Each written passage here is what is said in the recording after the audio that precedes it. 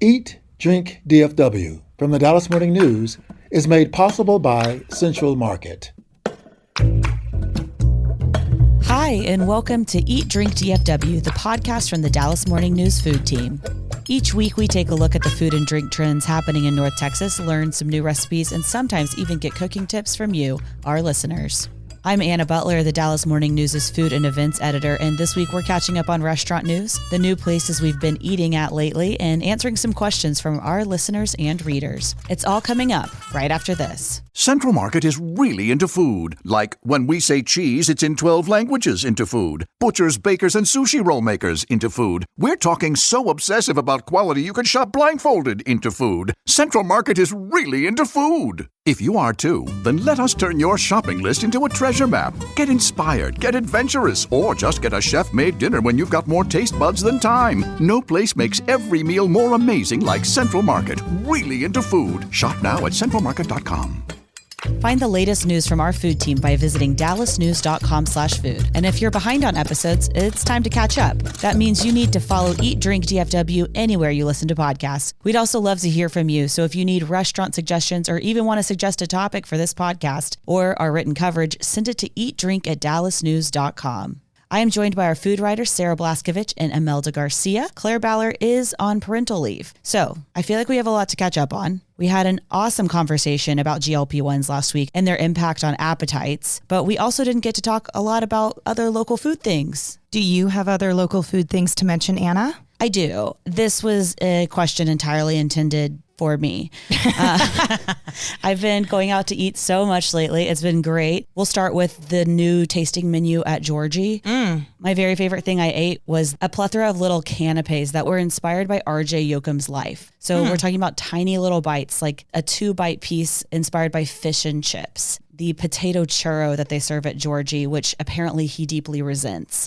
Just these little fun things and fun moments. That was a real treat. I also went to Tatsu for my birthday. Great. Dallas's only Michelin-starred restaurant. The only one. And I would tell you, it felt like a masterclass in me understanding the difference between certain types of hamachi or yellowtail, for instance. It was incredible, just the amount of diversity that you could taste in these bites from these very similarly prepared fish. How cool is it to go to a restaurant and learn something, not only about the food, but then a little bit about yourself? I find Tatsu to be, in addition to what you're saying, educational, also just so reverent toward the food. It feels like you're actually thinking so much about the food you're eating, not in an annoying way, just in a way that appreciates the craftsmanship. Now that you've experienced Tatsu and you've been to so many other Dallas restaurants, are you surprised that it has a Michelin star? Not at all. I mean, the level of service and attention to detail was insane. I also had the best seat in the house. So I had Chef Tatsu standing directly in front of me. He was approximately 2.5 feet away from me. I peppered him with questions the entire time. And there comes a point at the end after the omakase experience is over, but before dessert, that they say, hey, do you want any more bites? And there's an option to say, let Chef Tatsu choose for me. And we did that. And it was clear to me that he'd heard me talk about how much I loved the orange zest that he'd added to a different fish. And so he did this really phenomenal squid preparation. I've never had such tender squid. It's usually so chewy, so rubbery, and this was one of the best bites I'd ever had. The intimacy of that experience, how small and tiny that is, that he could also remember that I'd really obsessed over this zest, and so he incorporated it into something else. It was worth every penny that I didn't pay for because it was my birthday present. One of my other favorite parts is they have a master sommelier, but for sake. I think a sake master is what it's called. And you can tell how much this woman loves her job. Like, she was just effusive and glowing and gushing over every single thing that she described. And I told her afterwards, I was like, that makes such a difference when someone loves what they're doing that much. I don't know. Have y'all ever ordered something at a restaurant and the person was so excited that you ordered it? Yes. I mean, when you pick a dish that the server loves, especially if they've suggested it to you, at a good restaurant, the server has tried every single dish. And I think you can tell when the waiter is like trying the food or not, because sometimes you ask for a recommendation and if they are doubtful or something, you are like, I don't know if you know your business, man. All right, speaking of seafood, I went to a great seafood restaurant that was new to me. We had a couple days before Valentine's Day dinner at Catch. which is a chain seafood restaurant, but I use the word chain lightly. There are catches in other cities. For anybody who hasn't been, it's across the street from Nick and Sam's in Maple Terrace, which is a historic, beautiful old building that has been redone. And they installed this truly gorgeous seafood restaurant in front of it. We had incredible food. I really loved it. But I want to say the highlight was sitting near celebrities. Every couple has one person who's really good at spotting a celebrity and the other person on the other side of the table who is blissfully ignorant and terrible at it. And this is my husband and I. He knows every famous person who's everywhere. So I really like eating with him for 100 reasons, this one included. So we sit down and he says that Von Miller is right over there. Now, Von Miller played football at Texas A&M, where my husband went to college.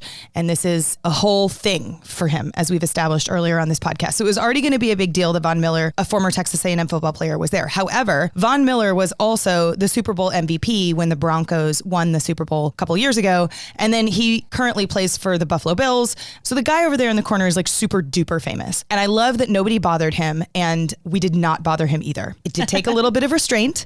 And then right to my right, and I'm talking 6 inches away from me, was Charlotte Jones, Jerry Jones's daughter. A whole other table with her family members were across the room. And then there were also some hockey players there. So we had this star-studded evening with really good raw fish and a killer Wagyu fried rice dish that came like in a hot bowl that was mixed right in front of us. And we had what I think is now the best dirty martini in Dallas.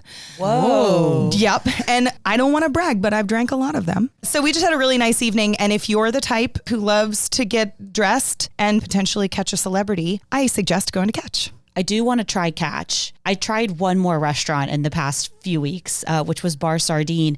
The reason I'm thinking about it right now is I am not a dirty martini drinker, but my dinner companion is, and she loved theirs.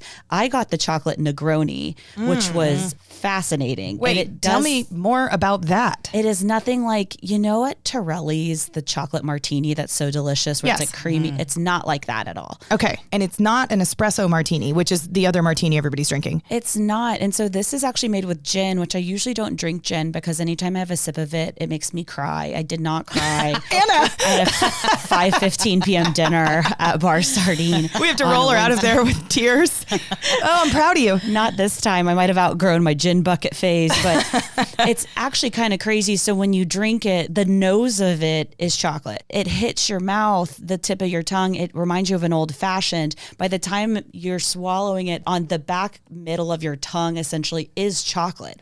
Our waitress, who was really, really great at recommending things, said that some people do save it for dessert, but a lot of people are okay having it as almost an aperitif. I had 2 of them, which was, a lot for me. But we started with escargot. It was fantastic. It was in a cognac butter. I love escargot. This is truly traditional French food. Where you're going to find the spins are the cocktails. The food itself is extremely, extremely traditional French, which I went to French cooking school. So it's fun for me to find someone who does this well, super technique driven. We had profiteroles with ice cream and chocolate sauce. I had the hamburger, which is based off of the original Bar Sardine hamburger, and it was fantastic. What's the original Bar Sardine?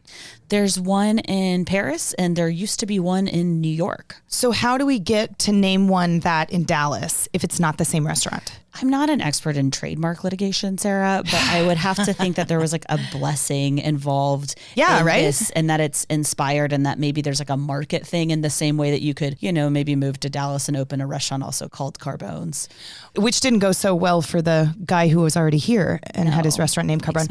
Sad. We should mention just real briefly that Bar Sardine is owned by the group that started Hudson House and so many other restaurants in DFW, Brentwood, Jack and Harry's, and others like it. So Bar Sardine is what? The little bitty martini bar French food version of some of these other restaurants? Yes, it's tiny. It is a shoebox of a restaurant, but in the best possible way, in that you kind of feel like you're in Paris because you're kind of squunched up together. It was moody. It was dark. It was just so much fun. And I cannot wait to go back. There's so many other things I want to try. I'm still thinking about the chocolate Negroni and escargot. What is that? It probably is a little bit of a crazy pairing on paper, but the Negroni itself is not super sweet.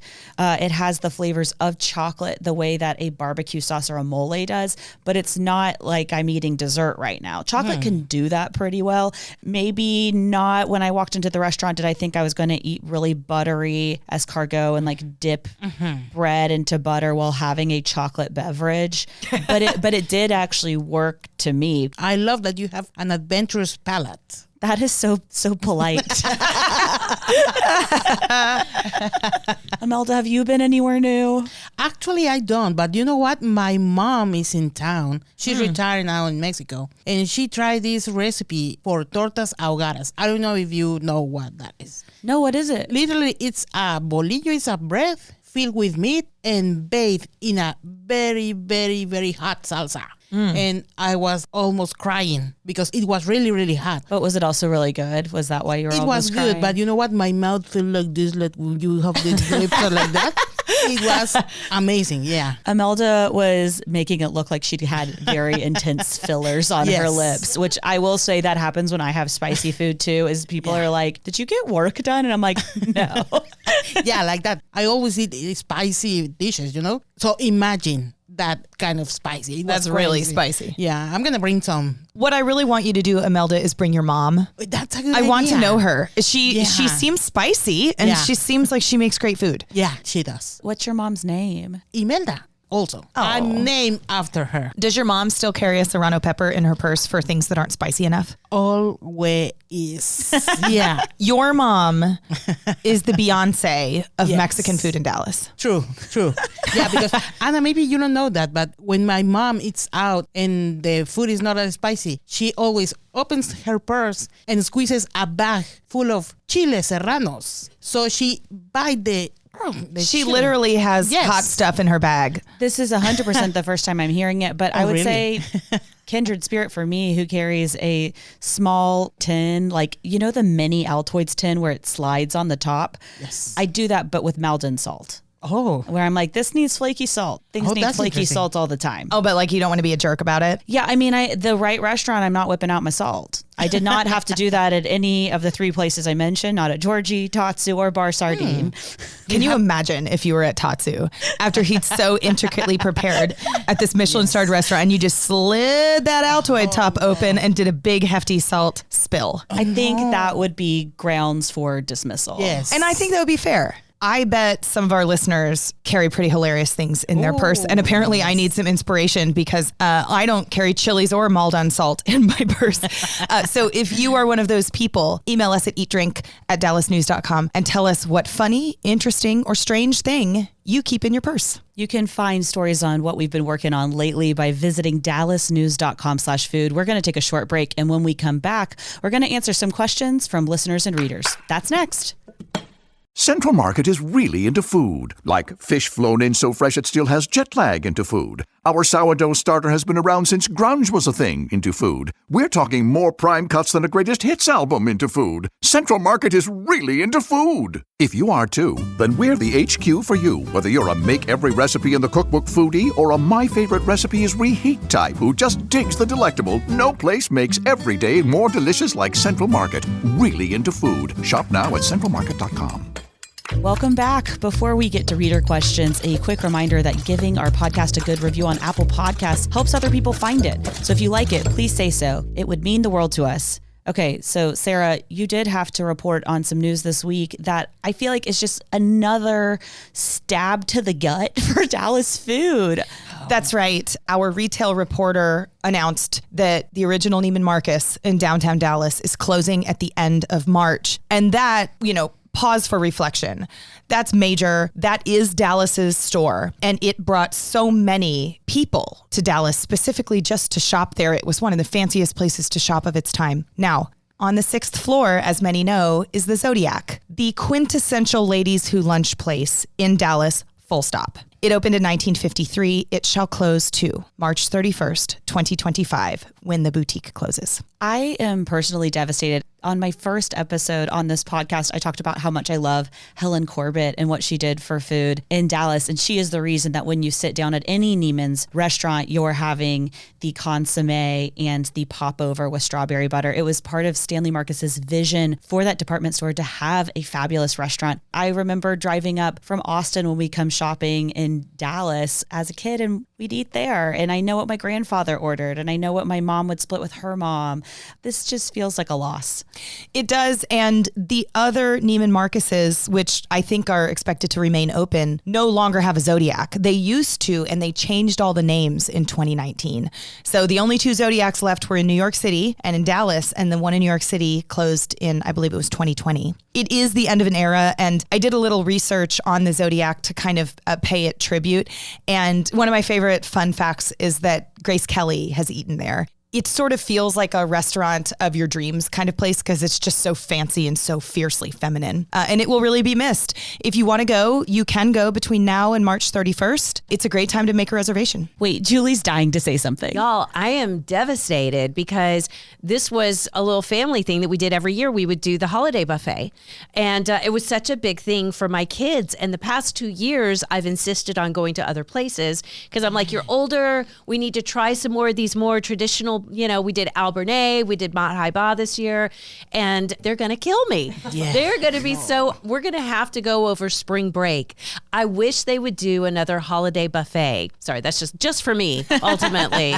This is killing me, though. Well, if you do want to stop in and you work in downtown, they extend a discount to people who lunch there that work downtown. I believe it is 20% off, which almost makes it affordable. This is news to me. I wonder if they would let us record a podcast there before it closes. Ooh, that would be great. I would love to do that. And I do think that would help honor. It's one of many ways that we're trying to remember a place, before it's gone. I'll try not to cry, but I will get working on that.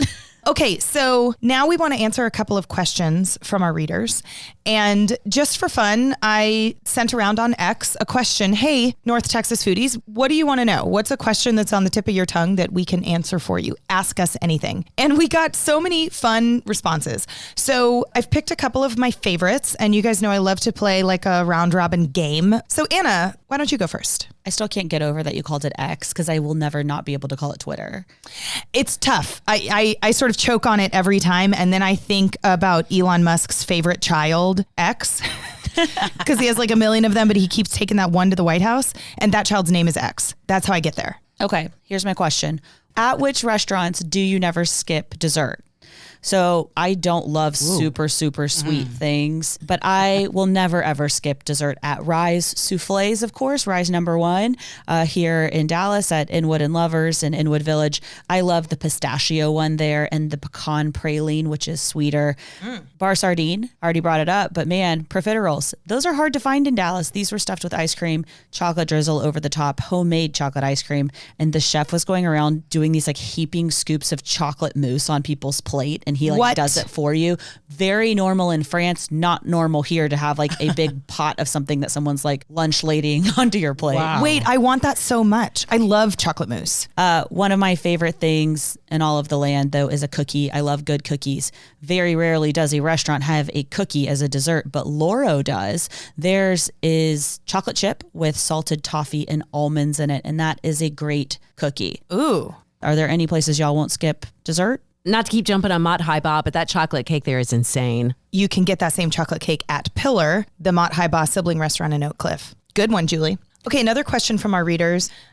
Direct quote. What does Joe Tease do with all that cash? That's a really good question. Yeah, Joe T. Garcia's has that tiny little menu and a bazillion people who want to eat there all the time. Of course, we're talking about the more than 90-year-old restaurant in Fort Worth. And I'm going to politely say that was a funny question that we're not going to answer because I don't know. Okay, Imelda, we have a really great question that I think you can answer. Yes. What's the story behind Mia's? We always drive by, and last week we decided to eat there. Great food and family atmosphere. Yeah. The story of Mia's began in 1981, so it's an old place by now. And they opened it in Lemon Avenue, and since then, they have been serving all these Tex-Mex classics, so to speak. This is a mom and pop establishment, funded by Tiburcio Butch Enriquez and Anita Mamma Mia Enriquez. And that's where the name come from Mamma Mia, Mia's restaurant. I would like Mamma Mia to be my podcast nickname. And this place is so popular that even George W. Bush have eaten there. And it was a favorite of Tom Landry. So this is a very popular spot. And one of the classics is chile rellenos. I don't know if you have ever tried chile rellenos. Yes. Oh, I love chili rellenos. Yes, they are good. Huh?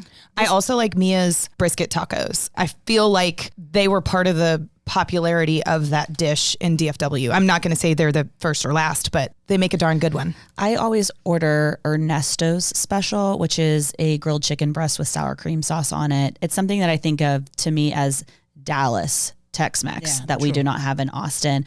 But one of the fun Mia facts is before it moved to the former Buzz Brews location, it's always been on Lemon. That is where Jerry Jones extended Jimmy Johnson the offer to be the head coach when he was acquiring the Dallas Cowboys. Oh. And I learned about this just reading in our archives because apparently we sent a photography intern to the restaurant. He could just walk inside. This is not something that you can do nowadays, just walk inside a restaurant and take a news photo. And he walked over and it was like, hey, I'm going to snap some photos of you. And his photo editor had been like, get the shot. I just think that's funny. That's a good chisme, huh? Yeah, great chisme. Yeah, and something I love about Dallas is it does feel like a big, small town to me. It feels like a lot of people know other people. We certainly know each other's business. And so like stories like that one is just an example of, like how we caught an important moment in real time. And that was a Dallas Morning News intern who took that picture. All right, last question. And I'll take this one. Albert asks, can you compare old barbecue joints like Angelo's to the new ones popping up like Bricks and Hurtado's? And he's mostly asking about Tarrant County barbecue, but I want to answer this from a North Texas point of view because we've got a lot of listeners everywhere. How I compare the old barbecue joints and the new barbecue joints is to consider them differently. We have old school and new school barbecue, and to put them on the same playing field, in my opinion, as a big time barbecue eater, it isn't fair.